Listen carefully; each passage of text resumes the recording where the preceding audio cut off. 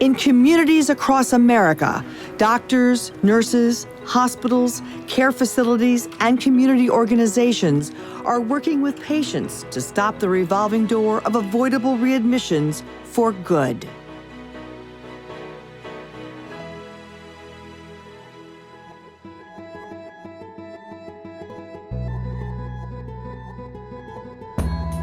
In Salt Lake City, University of Utah Healthcare hired a transition navigator to help bridge the gap between hospital and home. One of the biggest parts of my job is to make sure that things don't fall through the cracks. I screen a list of patients who are admitted daily. Then I get to work. Let's do the NIC. Mr. Smith. I meet with the hospital teams. They walk me through who's going home and what kind of needs they have. I meet with the patients. How are you doing? And find out when is convenient for them to go to a doctor's appointment. So the afternoons work better for you? Yes. I follow a patient all the way through post-discharge. Do you have any questions? We know that a good follow-up care plan once they leave the hospital is very important in preventing that patient from being readmitted to the hospital.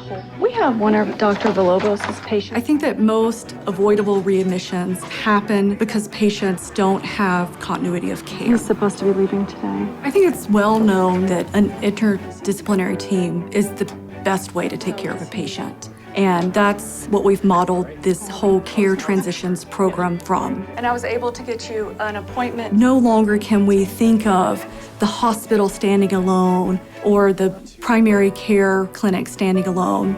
The importance of information on discharge cannot be underestimated.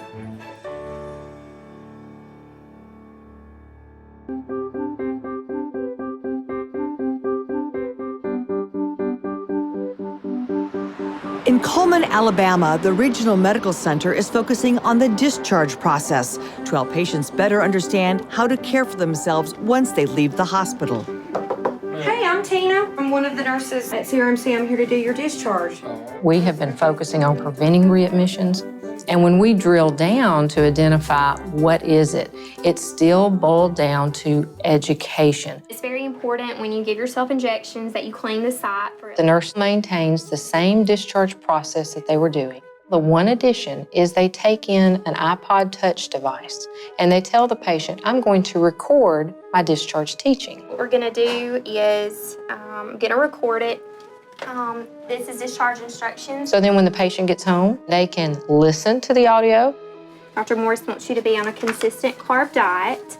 They can also see any videos that we had. And be sure you're back on all your usual medications. They have a link to our hospital website that has all kinds of information. The discharge instructions for Mrs. So we can tailor it to their discharge diagnosis. So it makes it very, very simple. So when you get home, if you were to have questions, you'll be able to listen to everything that we've just recorded. Okay, good.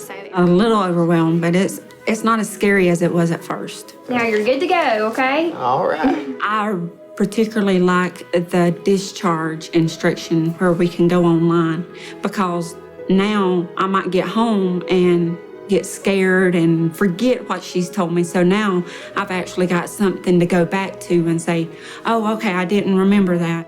When you go home, you're gonna gradually resume your normal activities.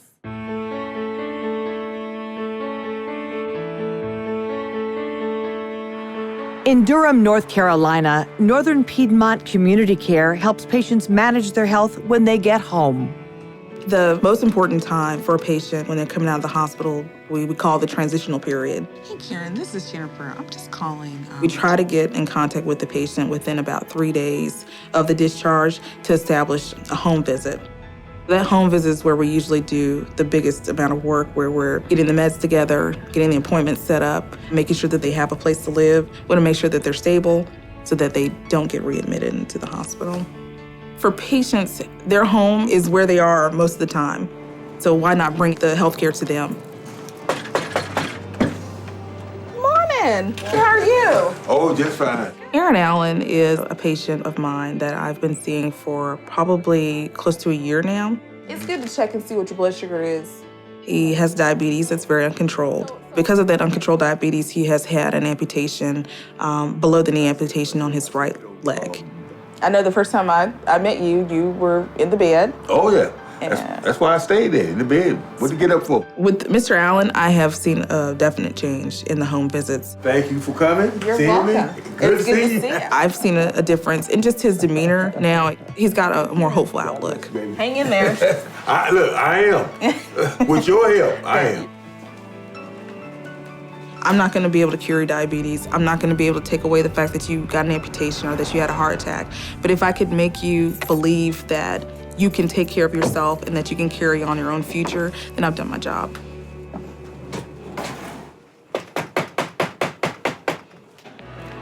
The evidence shows these programs are working. Okay, bye. We're going to start recording the discharge instructions, okay? Okay. Good to see you. How's everything going? Oh, it's going pretty well today. Real change is happening in real communities because they care about your care.